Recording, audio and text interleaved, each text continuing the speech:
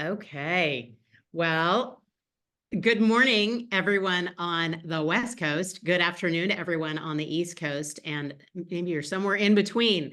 I'm seeing those numbers climb, and I'm excited to have everybody here today.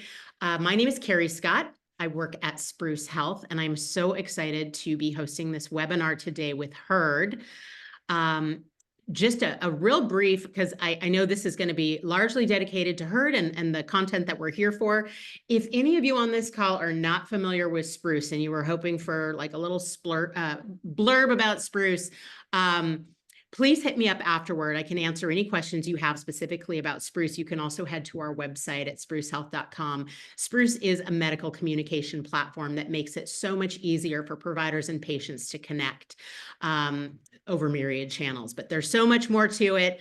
And I couldn't possibly get into all the nuances on this call today. So with that, I am just going to remind you why you're all here today, and that's to tackle the most common accounting mistakes that therapists make and how to avoid them. On our next slide, just some simple housekeeping. This session is being recorded. So if for some reason you missed something or you have to drop early or you want to revisit something that was covered, I will be sending out a link to the recording later today. So don't worry about that. We have also disabled the chat function, but we have Q&A up and running and ready for your questions. Please do drop them in as you think of them. If they are relevant to the slide that we're on, we can answer them in real time. If they're more general questions, we are going to save time at the end for those questions. But be sure to put them in there when you think of it so that we have them locked and loaded and ready to answer.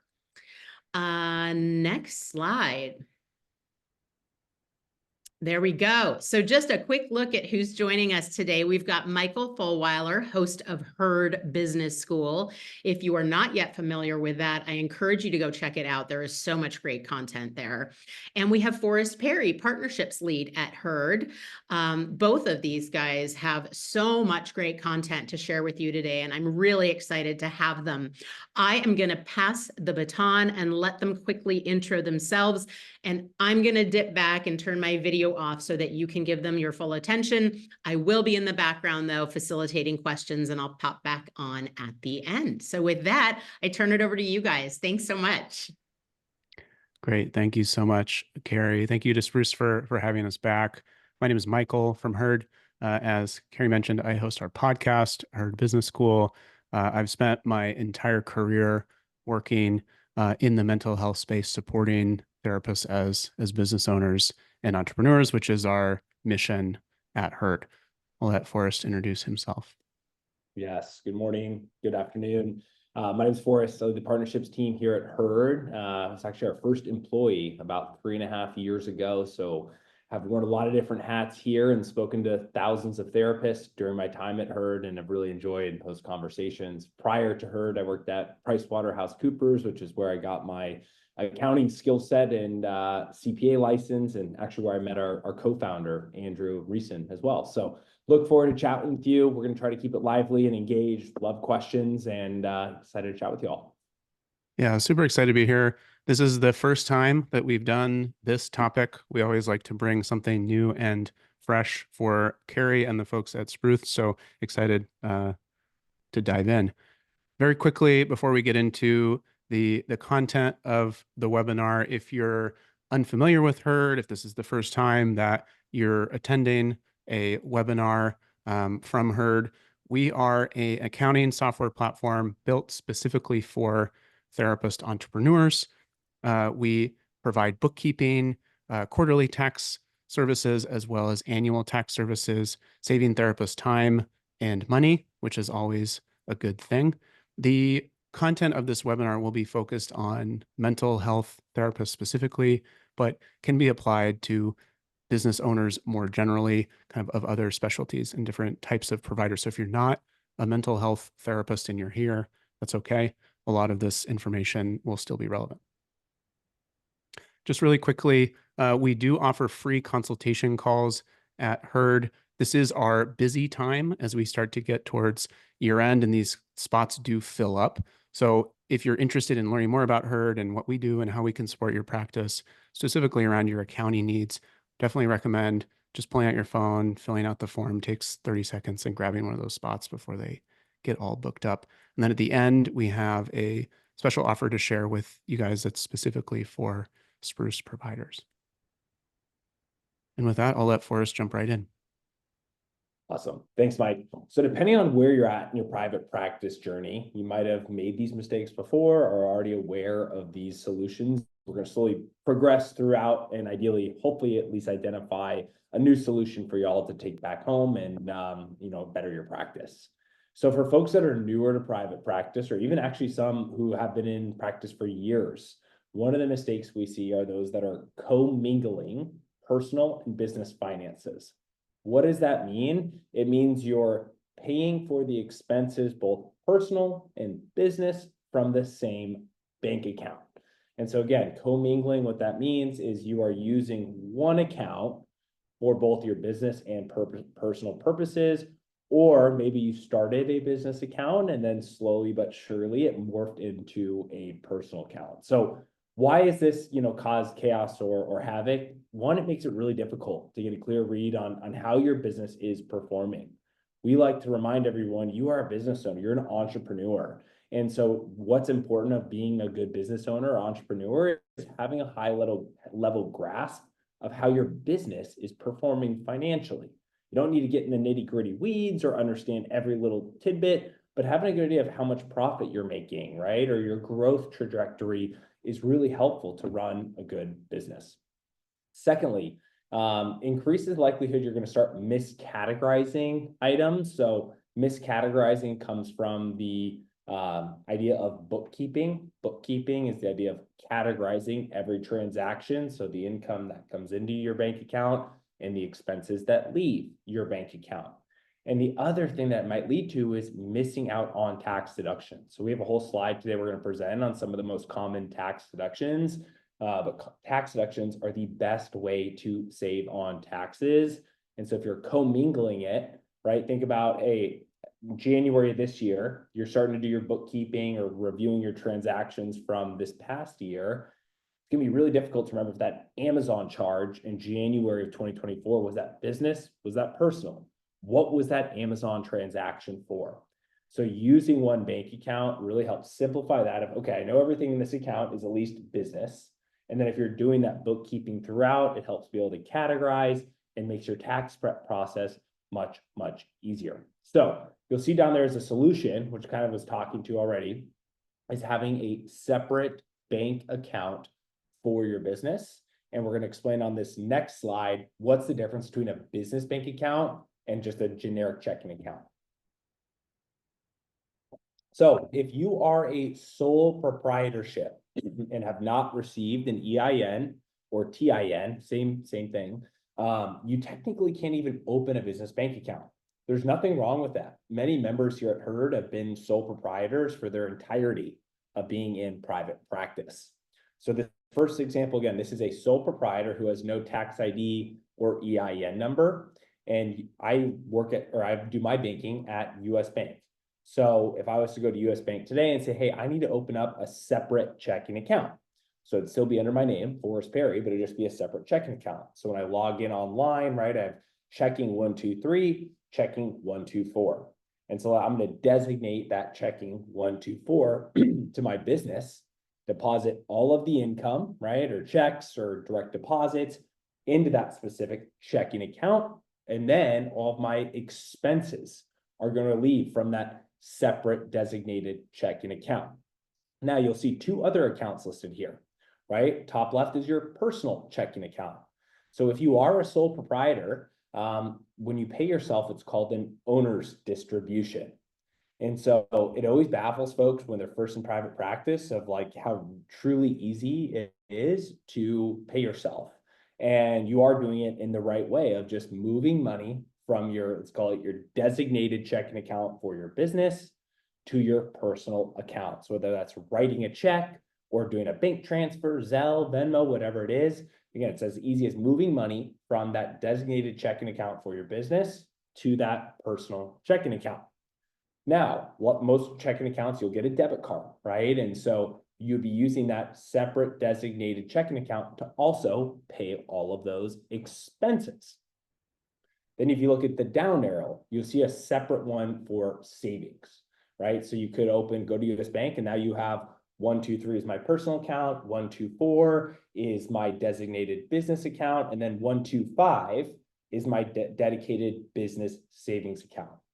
This is definitely not required, but why we see it recommended is from a money management, even like a little bit of a psychological aspect.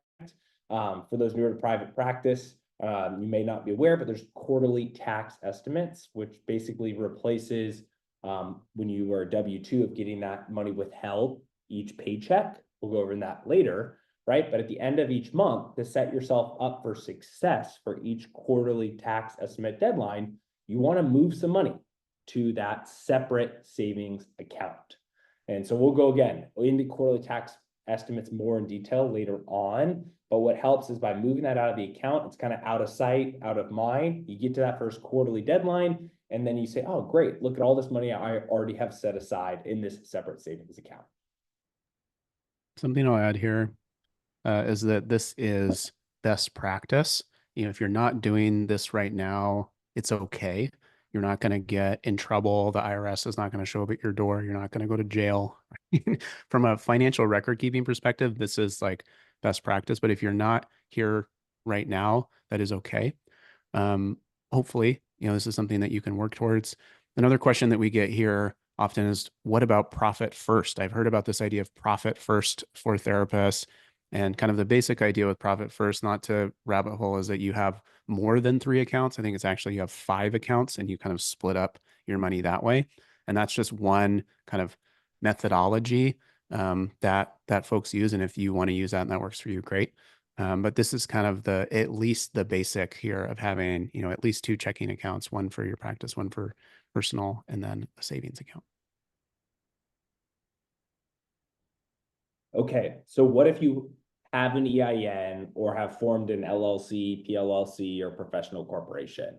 You've done either of these, that's what we call incorporated, or you formed an entity. If you form an entity, you're required to have an EIN, or as a sole proprietor, you can opt to get an EIN. So in that situation, it is absolute best practice to have a business bank account. And so when you, going back to that US Bank example, you would not do what I just mentioned earlier. You would go to US Bank and say, I need to open up a new business banking account, right? So 2 different types of accounts. Why it's important is you'll see in italics at the bottom, you're a business entity, then you're legally required to have a separate account. Why that is you may have incorporated, right, to become that LLC, PLLC, or professional corporation to protect your own liability, right? And so if the funds are in your personal account, it's called piercing the corporate veil. And what that really means is that, hey, even though you have an LLC, that liability coverage you have may get removed. Paying yourself is the same setup. If you're an S Corp, it's a whole nother conversation. But similar idea here of having that business checking account, a business savings account, so you can save for those quarterly tax estimates each month. And then really, like I said, the importance here is though having that quote unquote business bank account, ensuring that everything in there is in business, because if you start having personal transactions, it also could pierce that corporate veil and lose some of that liability protection. All right, mistake number 2. So missing out on deductible business expenses. So like we were talking about earlier, right, using that separate account to track your expenses. By having that designated account, charging all of your expenses related to your business, it's a no-brainer. You're not going to have to review other accounts each month, right? Or you're unsure of if that was business or personal. You can rest assured that, hey, everything in that business account, whether it's income or expense, is related to my business. What is a deductible expense? Or, when you think about deductions itself, like I said, we're gonna have a slide on that, I think either next or right after that. But you have your income, how much money you're making, minus your business expenses or business tax deductions, leading down to your profit. Your profit is what you're taxed on. So if you're missing out on those expenses, that means your profit is going to be higher and potentially paying more in taxes. So you'll see the solution down below ties back to bookkeeping. We always recommend, if you're approaching or estimate making more than $20,000 in annual income, either hiring a bookkeeper or using a bookkeeping service. So a bookkeeping software you might have heard of is like QuickBooks. Heard we do bookkeeping. Some folks will hire a separate bookkeeper themselves to do it. And then if you're under that $20,000 threshold, you likely can get away with doing it in a simple spreadsheet. The key inputs, date, description, dollar amount, which come directly from your bank account or credit card, and then that category. So that category is really where the bookkeeping takes place.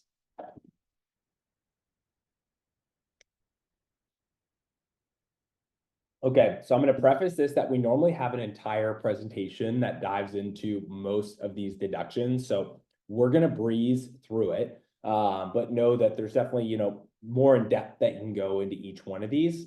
What's really important to take away is that the IRS defines a deduction as something that is an ordinary and necessary business expense to operate your business. Very vague, very ambiguous, right? So even two therapists could potentially be applying a deduction differently, and that's totally okay. If you ask multiple CPAs, they might give you multiple different answers because they've interpreted the regulation or codification differently. Something like advertising and marketing, fairly straightforward. Are you spending money on something to grow your business or market your business? Putting out social ads on Facebook, right? You're putting up an ad on Psychology Today. Business meals, the big caveat around this, 50%. So different than the rest of these, you can only deduct 50% of those business meals. There was a time during COVID where it was 100%. So it's a little bit confused. Really common question we get here is, hey, if I'm working from home and DoorDash lunch, is that a business meal? The answer is no. Normally, this is going to be when you're going out with a colleague or when you're traveling for work, right? And you're eating meals out. And then the other thing to keep in mind around this one is make sure it's not lavish, meaning that, hey, if you're taking a colleague out and chatting about business each month and going to a steakhouse and spending $1,000, the IRS might raise your eyebrows and say that doesn't sound right. Business travel. So if you're traveling to, let's say, a conference in Arizona, Phoenix specifically.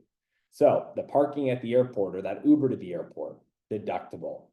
Then you have the flight, deductible, hotel, deductible, rental car, deductible. The thing to keep in mind here is the primary purpose of this travel has to be for business. So if you're going to that Phoenix conference and then you tack on an extra day and go drive up to the Grand Canyon, you could still call this a business trip, but that last day on the your trip up to Grand Canyon, you wouldn't want to take the 50% off your business meals, and you wouldn't want to say write off that hotel up at the Grand Canyon. Membership fees. If you're part of any collectives or networking groups that have those monthly fees, likely it's bettering you as a therapist or giving you that network to work on yourself. Absolutely deductible. Continuing education. We know that's not cheap, so definitely want to keep those in mind and deduct all of those. Supervision, while you're paying for supervision, if you're a new provider, absolutely ordinary and necessary, right, to operate your business. Business registration. So if you refer back, we're talking about LLCs, PLLCs, professional corporation. You have to work with your Secretary of State or file paperwork with them to become one of those. Of course, that costs money. And then folks often will work with a lawyer to do that. Both of those deductible. If you use LegalZoom or a software service to file that, deductible. Then each year there's usually renewal fees, or you have to pay some sort of fee to the Secretary of State to keep that active, deductible. Licensure fees, so especially if you have multiple licensures, absolutely deductible. And then if you're registering with the state or city, right, varies across the country, or county, that would be deductible. Mike, I'm going to pause real quick. Any questions before I go through the right side here? No, this has been really helpful for us. I'm going to drop a link in the chat. We have a guide to tax deductions for therapists that lists all of these out with a little bit more context too. Awesome. Office expenses, supplies. I think that one's more fairly straightforward. Common question we get here is, hey, go to Staples. I bought a 10-pack of pens. I gave 2 of those pens to my kid for their schoolwork or to take to school. Can I still write that off? In our opinion, we would say yes. Why would we say yes? Is because the majority of the pens, 8 of the 10, you are using for business, or you bought the pens for purpose of your business. Therapy books or any reference materials that you're purchasing, right, to either learn more about your specific niche to become a better therapist. Maybe it's bookkeeping or accounting 101. You buy a book on that, right? That I would say is helping you operate a better business and is deductible. Any software subscriptions, Herd, Spruce, Zoom, Simple Practice, any of these, right? And these, especially the software subscriptions, are critical to have in that business bank account or that designated bank account for your business. They're coming up each month. They'll add up at the end of the year. And if you miss those, right, again, you're potentially missing out on tax savings. Startup costs, I'm not going to dive into because it is a really, more complex one. I will just say, if you opened your practice at the end of last year, so like November, December 2023, and had some startup expenses of building a website or forming that LLC, you could potentially carry that over to this year and vice versa, right? Let's say you're seeing your first patient in January of 2025. You're likely incurring expenses these next few months getting your business going, and potentially could apply for startup costs. Vehicle use, another one that is like a real big deep dive. I think on the most important thing to clarify is how the IRS defines vehicle use. It does not include to and from your normal workplace. Again, it does not include to and from your normal workplace. So driving from your home to your office, that's not considered a deduction. But if you drove from your home to your office and then from your office to, let's say, a networking event, or from your office to go visit a patient in home, that specific segment would be deductible. And then credit card processing fees. For those who are using Stripe, or you probably got your first deposit, say your session fee is $150 and you only got $142 deposited in your bank account. And they're like, WTF, where's this money? Did Stripe rip me off? No, it's the lovely world of credit card processing fees. They're not cheap, but the nice thing is they are deductible. Now, what most accountants will do around this is do an accounting adjustment at the end of the year. You'll get what's called a Form 1099-K. That comes in January with all those other lovely tax forms, and that's what they'll use to do the accounting adjustment. One bonus one that we usually do through a polling question, but I don't think we have it in a poll today, is personal psychotherapy. So if you are a psychotherapist, Herd, the team of CPAs here at our company, have made the determination that that is a deductible expense. Again, if you're a personal psychotherapist going to see on your own a personal psychotherapist, we consider that deductible. Now, this is one of those things, if you remember me saying at the beginning of this slide, different interpretations, right? Or you ask the CPA and they might say one thing and another says another. Why we came to this determination is we believe that makes you a better therapist, business owner, right? Not just, we know all know that therapy improves your well-being, right? But that doesn't mean you can write off like your gym membership or massages. But going to another therapist, you might be, wow, I really like their scheduling software. Wow, they really sent me their notes in a nice way. I like their website, right? So you're kind of researching and developing your own business. So that's it's not cheap. So a great one to take advantage of if you're a personal psychotherapist. All right, Mike, I'm going to pause there. Feel free to clarify any of those ones that I might have rapid fired through, or happy to answer any questions. We did get a few questions about the home office deduction. So in this slide and in this mistake, what we're really talking about is not tracking your business expenses. So you're missing those business tax deductions. The home office deduction is a little bit different in that the home office deduction is one that you are able to claim if you work from home and it's your primary place of business. There's other criteria that you need to meet, but those expenses are personal expenses, right? So your mortgage or your rent, your utilities, your internet, those are personal expenses, not business expenses. But when you file your tax return, you're able to claim the percentage of business use. And that's what the home office deduction is about. Now, if you rent an office or you buy furniture for an office that is outside of your home, yes, that's a business expense. Put that on a business credit card or pay for it with your business bank account. But with your home expenses, very important. Those are personal expenses. And then you report the percentage of business use when you file your taxes. And that's the percentage that you're able to write off. All right. Mistake number 3. This is going to tie back to quarterly tax estimates. If you've heard that term before, I know we're going to talk about later on, but a big deadline to keep in mind is the last tax milestone of the year is January 15th is when your Q4 state and federal tax estimates are due. So for those new to private practice, if you remember me talking earlier about the difference between a W-2 employee and those that are self-employed. So if you're a W-2 employee, each paycheck you get, right, your employer is withholding those taxes. As a self-employed individual, that's not the case.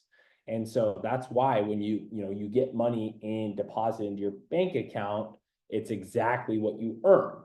There's no taxes taken from it.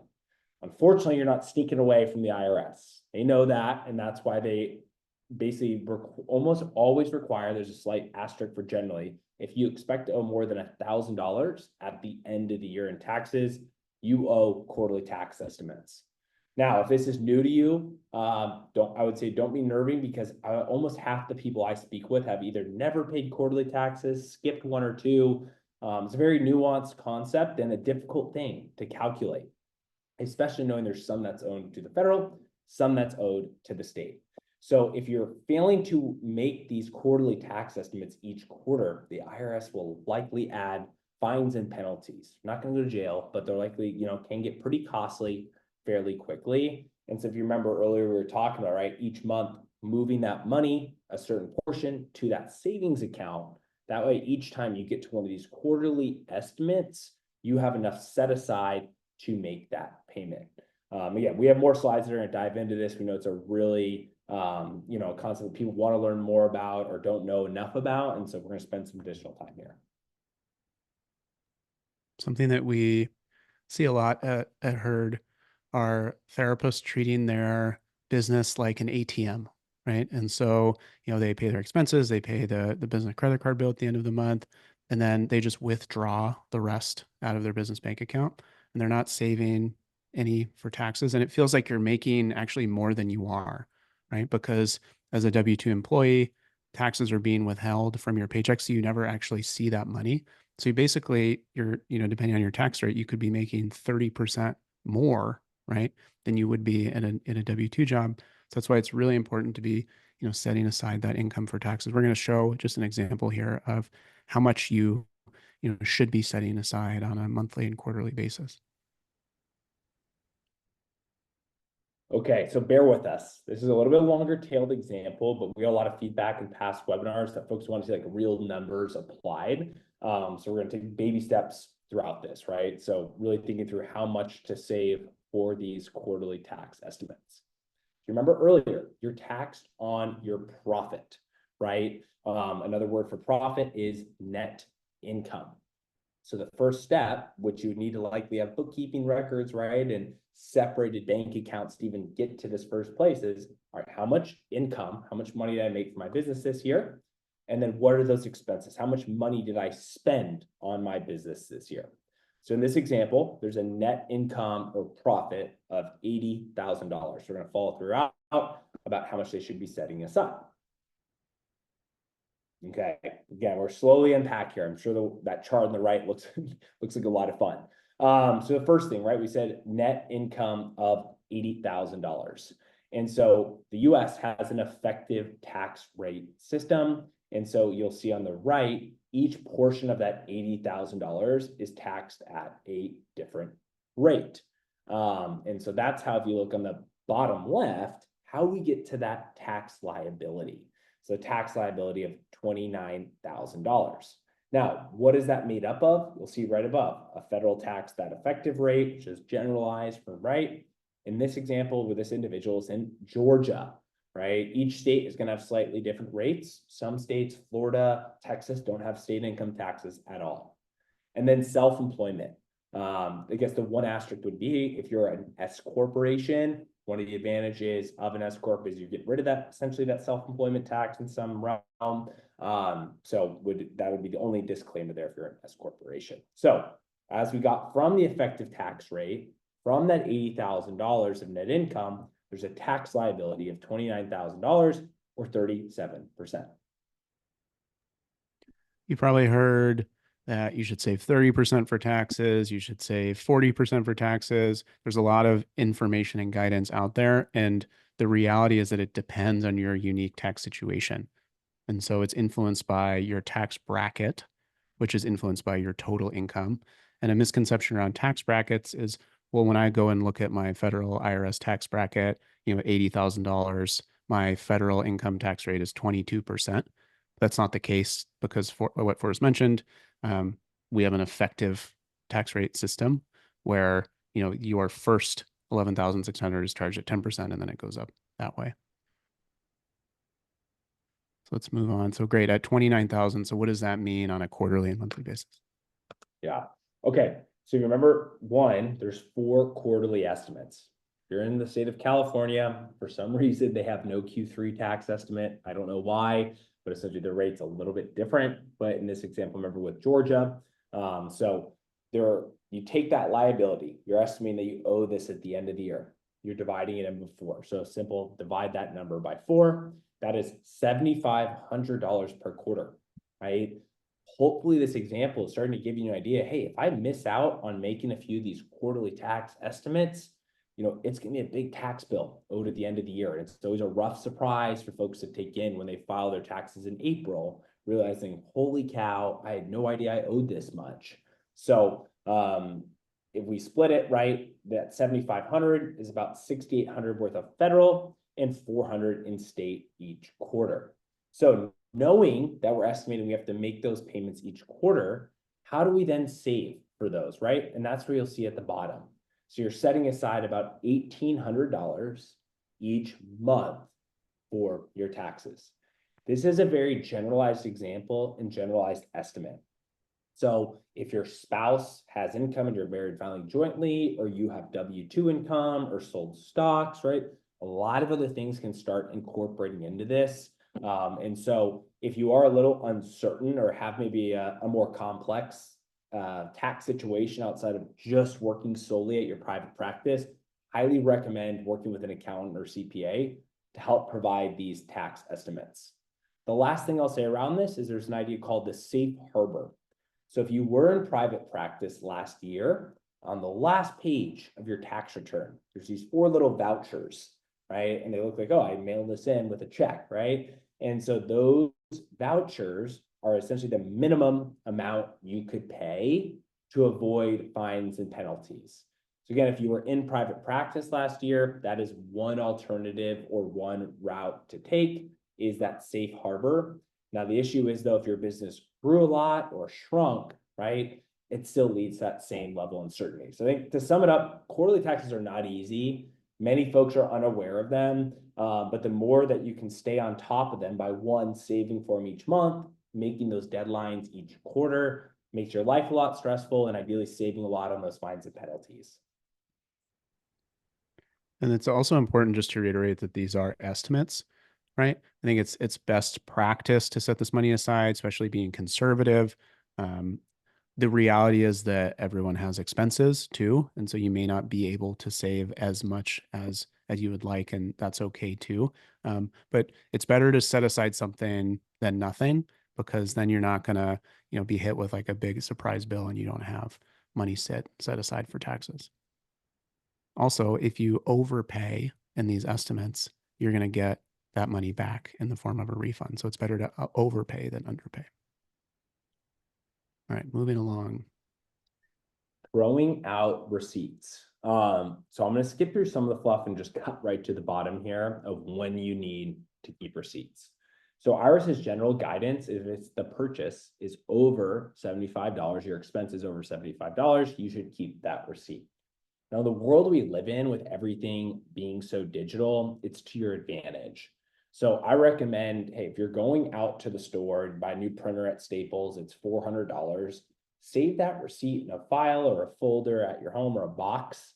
And then there's really only 2 reasons that you would need these receipts, right? Which is why I'm saying I wouldn't go overkill organization. 1, your accountant at the end of the year says, hey, Carrie, what was that $2,000 United Airlines ticket you bought? Oh, you went to Australia? Were you doing something for your therapy practice? And so they might want that level of reassurance for something that's high value or unusual. Again, uncommon, but if there's something like that, they may want that second level of verification because they're signing their name on your tax return. Second example is in the event of an audit. which many times is uncontrollable, right? And so the IRS, in the event of an audit, might say, hey, Mike, I need all of your receipts that were over $75. So in that situation, right, you have your little box, you've been keeping the paper ones, and then likely, right, in all of your emails or Amazon carts, it'd be easy to get those, or I shouldn't say easy, but identifiable to get all those receipts. We often get asked, well, hey, do I need to keep every receipt and tie it to the transaction? I mean, due to the sheer volume that folks, have individual expense transactions, that's a lot of work.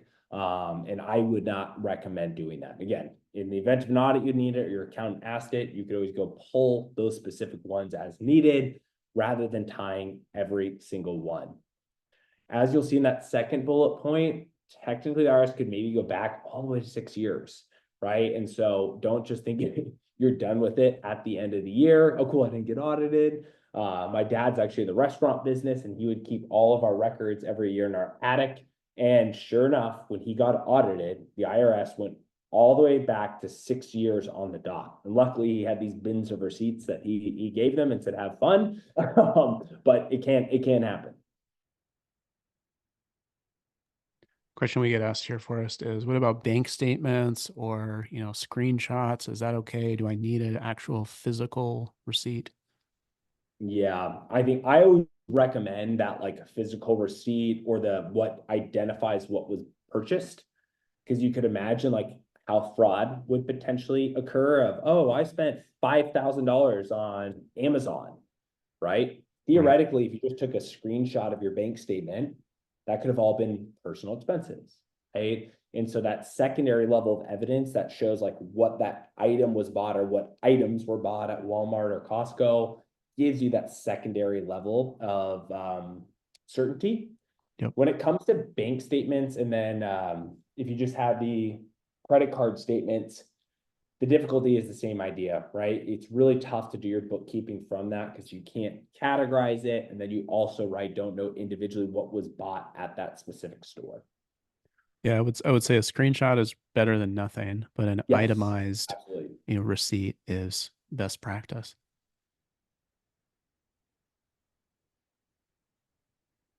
All right, forgetting about their budget. So if you remember earlier on, I was talking about being a business owner or entrepreneur. I think it's really tough because most therapists, go through all this schooling, all this training, and come out with almost no classes or real life application of running a business.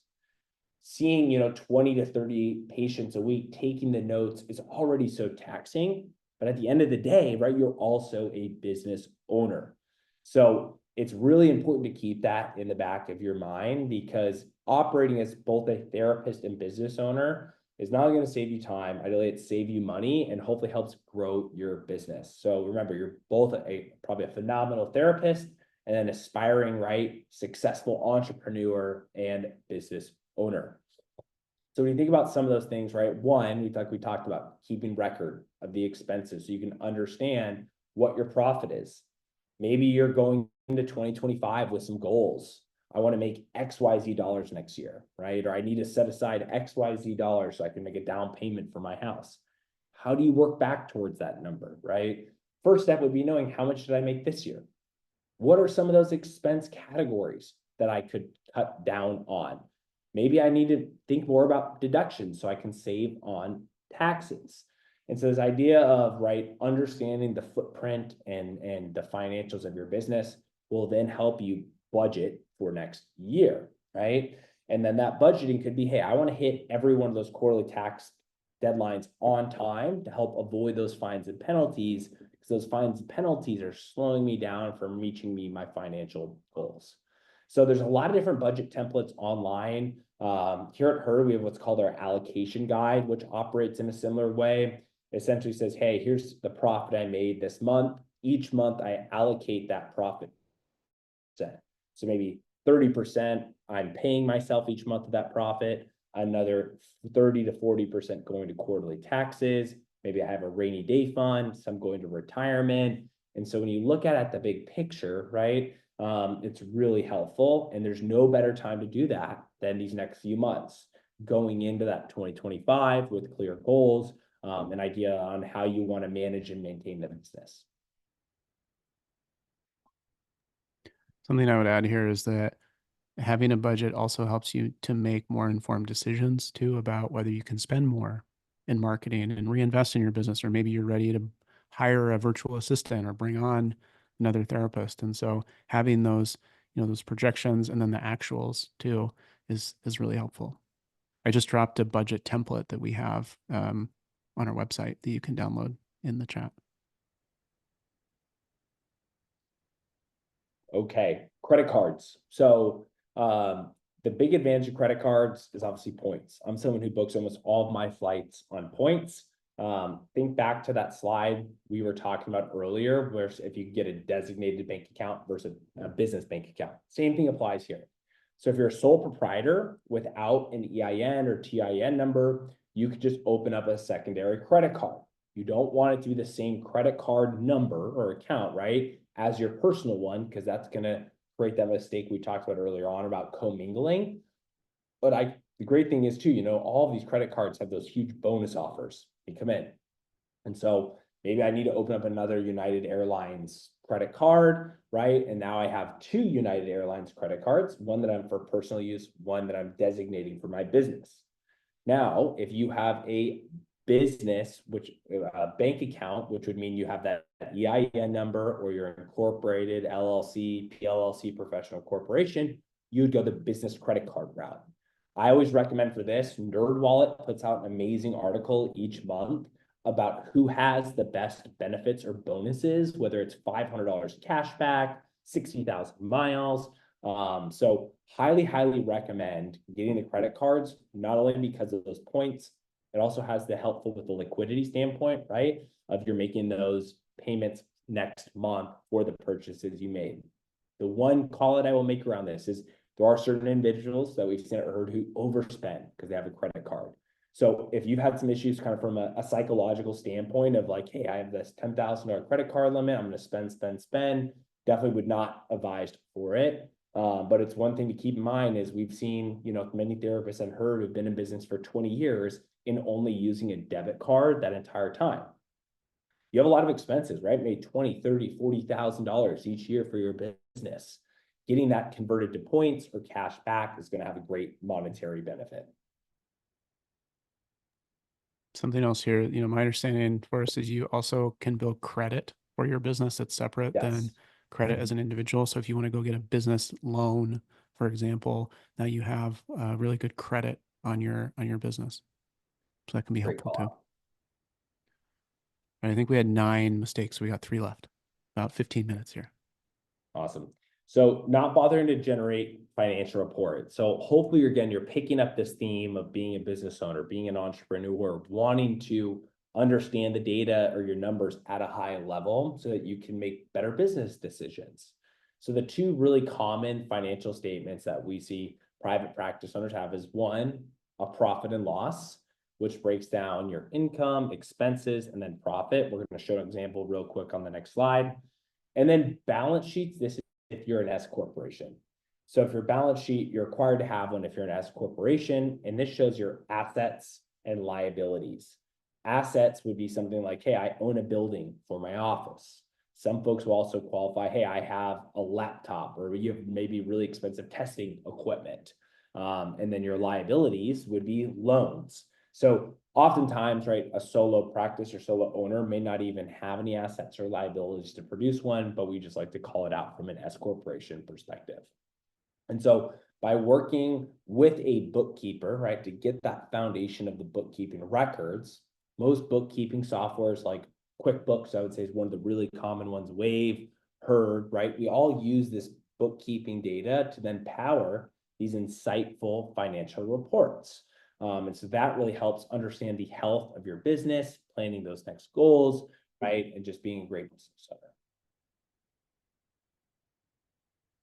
So this is a really simple example of what a P&L is, right? So up top, you see income. Now, if you maybe could have multiple streams of income, maybe you sell notebooks online. Maybe you do a group therapy session once a week. And so there'd be a separate income line item there. Now, especially if you have multiple streams of income, right, you can hopefully start seeing the benefit of, oh, wow, like I'm making way more from XYZ revenue stream than I expected. Or maybe I want to spend less time doing individual therapy income because I'm making so much from these group practice sessions. So you could have multiple different income items or just one. Expenses.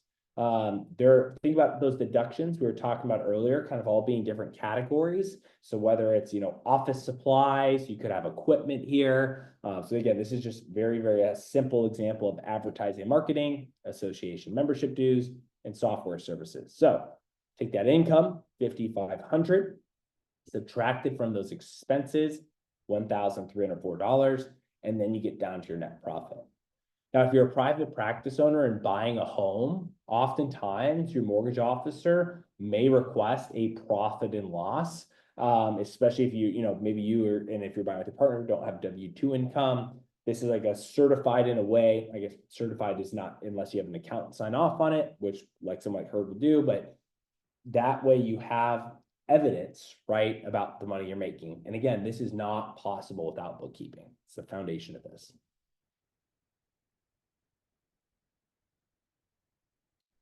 So digitize and organizing your records. So similar to receipts, right? Keeping track of that. We always recommend there's other key documents at the end of the year that you get. So all those forms in January. And then obviously when you file your taxes in April, or if you're an S Corp in March, keep those in a special file. You never know when the IRS may reach out and say, hey, we noticed XYZ looks wrong. Like you need to amend this, or you owe us XYZ dollars. And so if you have all of that information like organized and stored securely, you never know when you're going to need it. Like I said, general record or recommendation about 6 years. Those financial reports and budgets, what I always like to say, it's also really exciting to look back on it. Maybe 3 years down the road, you look at your budget from 2023 and you're like, holy cow, like look how much I've grown. Or wow, that's how I thought I should be saving for quarterly tax estimates. So not only is it kind of a congratulatory milestone, it helps from a longer term planning. Maybe you have an established growing group practice, and then you're getting approached by people who want to buy your group practice. They may ask, hey, I want the last 5 years of financials, or I want the last 5 years of P&Ls so that we can determine, right, an estimate for purchasing your practice. So yeah, nothing really fancy here about how to keep them. It's just a good idea to keep them, especially again, those tax returns that when you file it, your CPA should give you a digital or electronic copy. I always recommend printing it out just in case as well, in case you lose that digital copy. All of those tax forms that you get in January or February, and then as well as, right, those bookkeeping records or those financial statements that you have each year.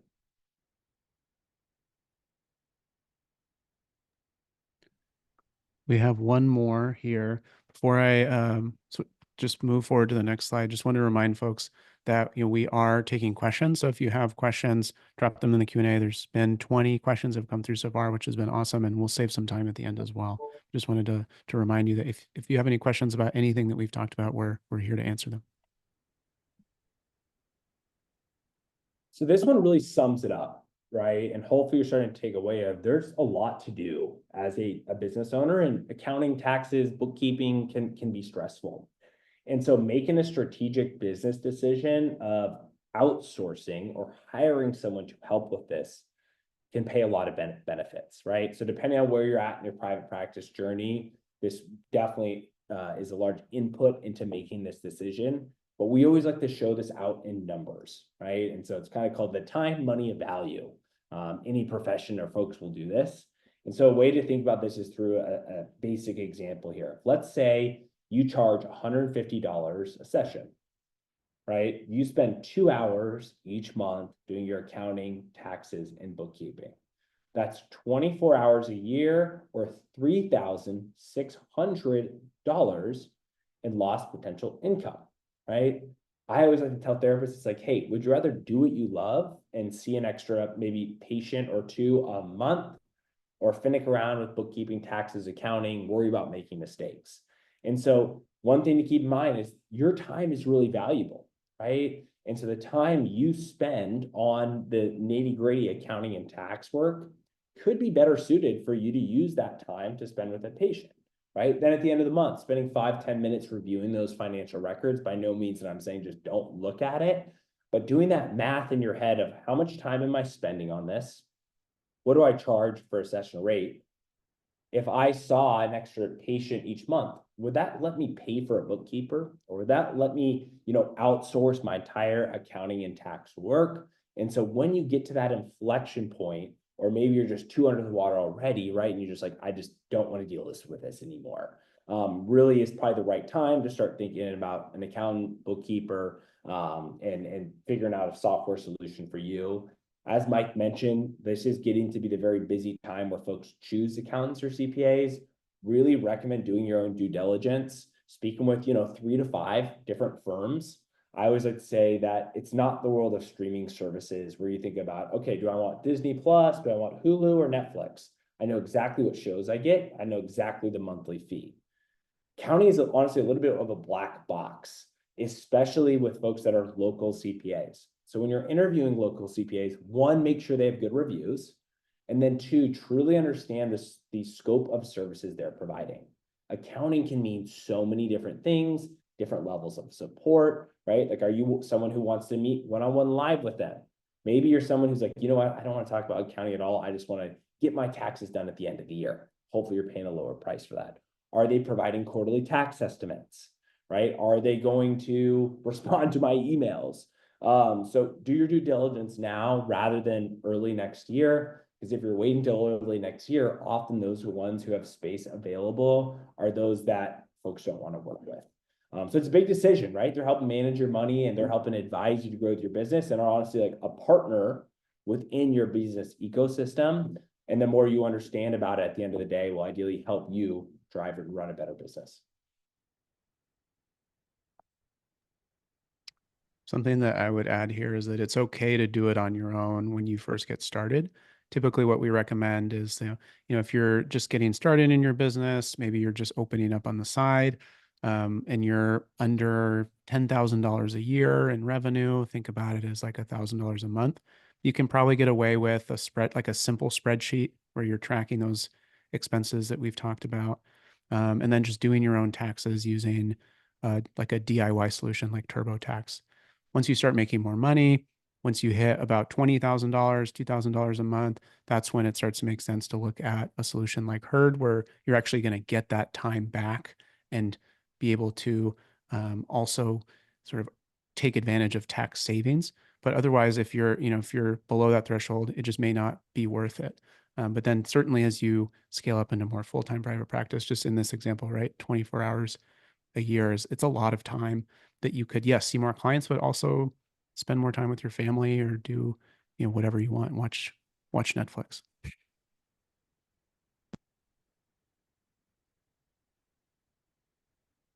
you want me to take this one for us? Yeah, great. Awesome. So we've talked about quarterly taxes and setting aside money for taxes. The last deadline to make a quarterly tax payment is January 15th. So that's that Q4 payment deadline. If you haven't paid quarterly taxes this year, or you're not sure if you've paid some, but you're not sure if it's the right amount, this is something that we calculate for you at Herd. If you want help with this, you would just need to sign up for Herd by the end of November. The reason why there's that deadline November 30th when the payment is due January 15th is we just need enough time to get your financial records and your bookkeeping up to date to be able to let you know how much you should pay and then give you enough time to pay it as well. So we want to make sure that that doesn't feel rushed for you. So again, if you're interested in getting help with your final quarterly tax payment, you would just have to sign up for Herd by the end of this month. Throw this up here again. We do offer free consultation calls. There's absolutely no pressure to sign up. It's not a sales call. It's a consultation to determine whether or not this makes sense for your business. We are offering a discount for Spruce providers. You get 50% off, which is a pretty big discount off of our annual plans, over $300 off. This is 100% tax deductible as well. So nice to get those like larger business expenses in before the end of the year. And then we're also offering a free tax advisory call with a tax professional, which is $150 typically. And just make sure that you use that code Spruce15 when you sign up. But you can scan this QR code. Looks like Forrest dropped the link in the chat as well. And you can at least set up a free call just to see if Herd makes sense for your practice or not. And with that, we have a few minutes left here. If Carrie, if you're still on, if there's anything you want to add in closing, otherwise happy to field some questions from the audience. Yep, I am still on. You have held my attention this whole time, you guys. Amazing. I do see that there were a couple of questions. Do you want to field this last one that came in? Yes. Sure. Do you want to take it first? Yeah, sure. Happy to. It's a really great question. I think it ties back to what Mike was saying earlier about when is the right time to work with an accountant, right? So here at Herd, we have made the kind of like business decision, as well as in terms of looking out for fellow therapists, of we don't necessarily want you to sign up with us unless you're expecting to make more than $20,000 a year. Why that is we don't feel good or comfortable taking 10% of your monthly income. Number one, you shouldn't be putting that much to accounting and taxes. And two, you're likely better situated to do it through a do-it-yourself method. QuickBooks, Wave has a free version that you can do bookkeeping, or you can do it in spreadsheets. Then at the end of the year, you do TurboTax. Once you get above that $20,000 amount, right, more transactions, more risk, more liability, and more opportunities for tax savings, which is why you start seeing folks to gravitate to start working with an accountant. So this specific individual, when you ask like, hey, I'm opening in early 2025, a few things come to mind. One, how much are you expecting to make in 2025? That might be a really hard question to answer at this point. A great way to think about that for a new business owner is roughly, what's your session rate going to be? How many sessions are you hoping to do a week? And then say, multiplying that by 48. Why I say 48, not 52, is you'll probably take some time off for vacation, right? 6 days, whatever. That will at least give you a ballpark number of that estimated income. Now, if you are looking for tax support for this year, because one of the great things about Herd is we also do your personal taxes, I would recommend scheduling a consultation here before the end of the year, because that way, hey, you could sign up in December, we could do your personal taxes and then aid you from the start in the beginning. But let's say you're not starting your business until March. I would not recommend signing up at this point, because you're going to be paying a monthly fee. That's how Herd's pricing works for January and February.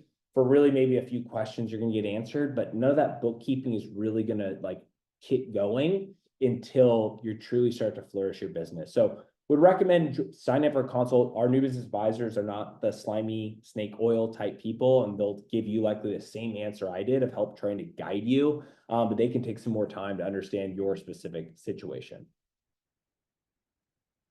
That's awesome. Well, you guys, we are just almost at noon, and I have to say that was fantastic. So much great content covered. As a reminder to the folks who are still with us, the session was recorded. I'll be sending out a link in a couple of hours. I'll also include links to the other helpful things that Michael and Forrest dropped into the chat. So don't worry if you didn't grab those. Thank you to both of you for joining today. That was a great session. And as always, it was eye-opening. I always learn new things with you all. So appreciate the time. Hope everyone enjoyed it as much as we did. And hopefully we will see you at our next webinar. Great. Thank you, Carrie. Thanks so Thank much. you. Thanks, guys. everyone. Bye.